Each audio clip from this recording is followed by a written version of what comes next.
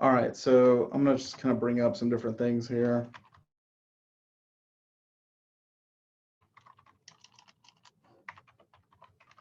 Okay, so we have, let's see, Pixar layer surface, which is,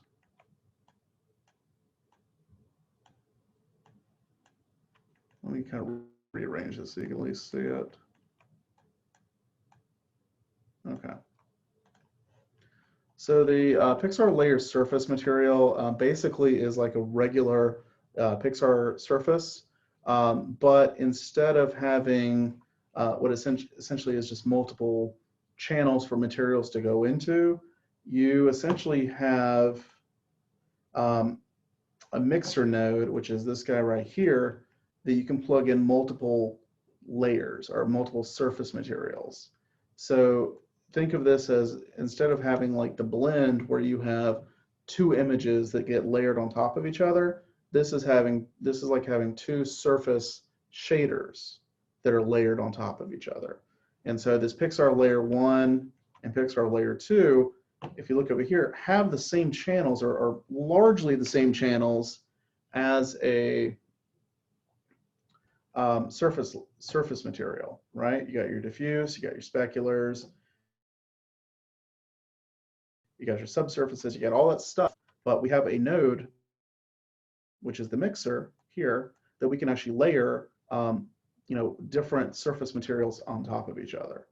So that's an option we can use. So let's just say, for example, if we did a diffuse and it's red and it is pretty specular, okay?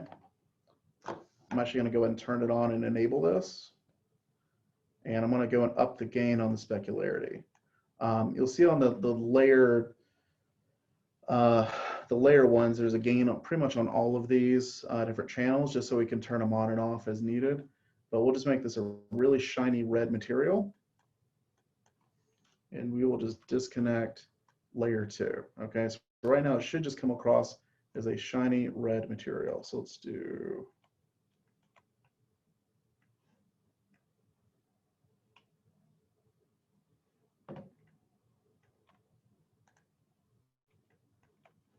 or it'll come across as black. All right, let's figure out why it's doing that. There we go. It had layer 1 enabled, so just turn that off. And look at that, it is shiny and red.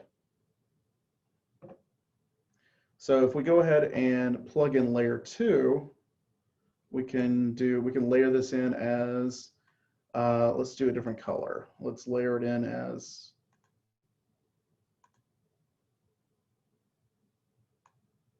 let's do green. It won't be specular, so I'm going to go ahead and enable it, but it's going to have basically 0 face color. So it's going to be like pretty dull. In fact, it really doesn't matter if you enable it or not, it'll just be a dull green. But if we layer it onto layer 1, which is technically higher in the stack than the base layer, so think it was like a reverse Photoshop. So I'm just going to drop this right here. And then I'm going to click enabled.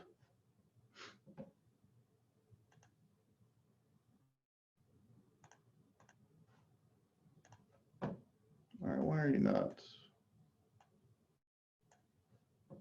Oh, hang on. Okay. Drop it back in. Hit enter. It says it doesn't exist. It definitely does exist. Let me try connecting this piece to layer 1. There we go. All right, so now you see the green coming through. And what we have here between the two layers is a mask that we can then pull down or pull up as needed. So now it's fully red and chrome, or it is fully green and dull. Now, the mask has a channel on it, which we can put a black and white image that will actually allow us to kind of control how some of that goes back, or how some of the materials interact with each other or show through. So if I go and choose a noise, what we're going to get, so I did a Vora noise right here. So what we're getting is you'll see a little bit of the green, a little bit of the red, a little bit of chrome, a little bit of matte coming through. Can you guys see that? Yeah. Okay. So if we go through and change, like say, the frequency, you'll see how we're getting a little bit more red or a little bit less green in here. And you kind of can play with it to get it to do some different stuff. Let's take this out. We'll play with something else. Let's do, we'll do a 2D texture.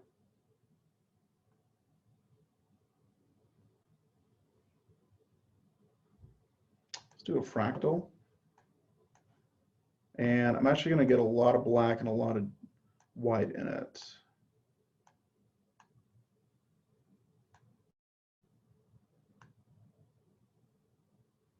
So let's see, we get maybe just a little bit more.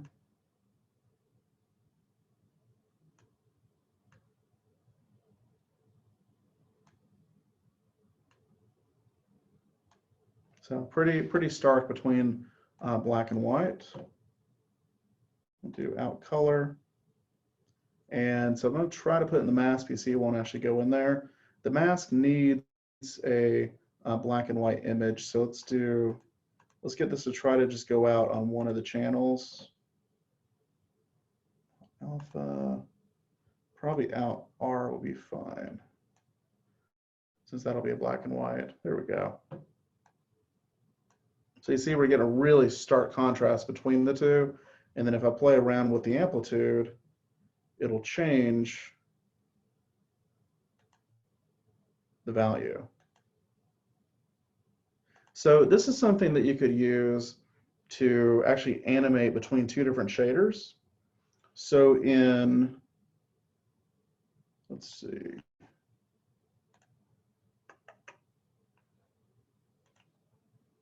So in the film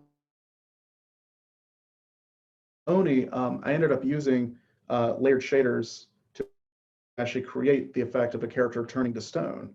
So let's see if I can bring that up real quick.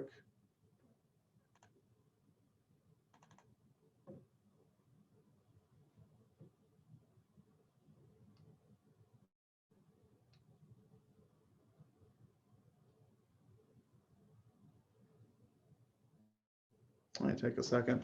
But anyway, basically just kind of going through and keying some of these values, you can kind of create that effect where it's going from one material to another, as you need to. Now, just because, we have these two colors doesn't mean we can't sub out, say, the green for a texture map or the red for a texture map. So you can have two very, very different materials layered on top of each other as you, however you would want to do that.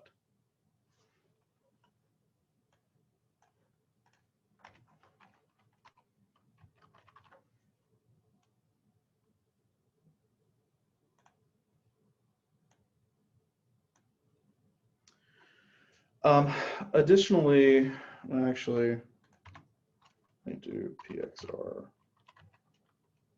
There we go. Yeah, PXR layered texture. So we don't need that. Okay, so if you wanted to do something like a layered texture into a single surface material, instead of doing like multiple surface shaders by using a surface layer surface, you could use a layered texture. And so this is something that could be pumped into a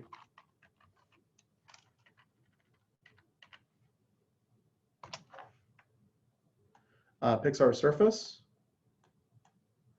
And kind of similar to the layered shader right here, essentially you could basically just pop in multiple texture files if you needed to. And it'd be kind of similar to like a blend where you'd just be dropping them in and basically just blending them on top of each other. So that could be an option as well. Let's see. Come on. There we go.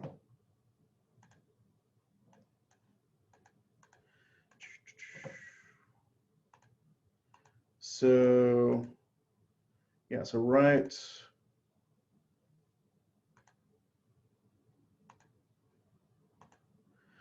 So right here, I have actually, again, the layered surface material. It's go between, both of these guys are actually changing.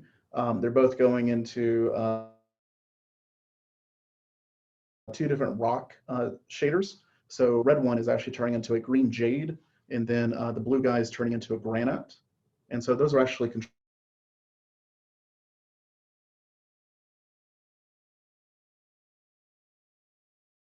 controlled just by keyframing, essentially.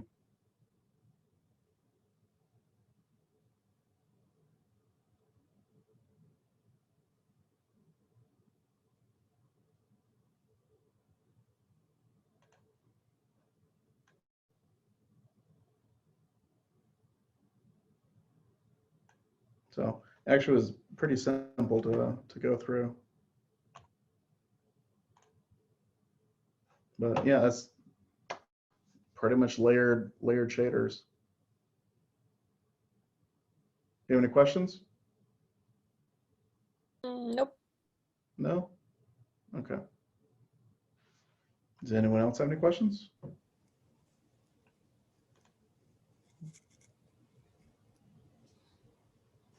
No. Okay. Guys, why don't we go ahead and end class early today? So next class, let's take a look at your progress. You should have your scene mostly laid out at that point. I would definitely go ahead and have your lighting put in so we can take a look at some lighting renders, and we'll go from there. All right? Sound good? Okay. Sounds Yep. good.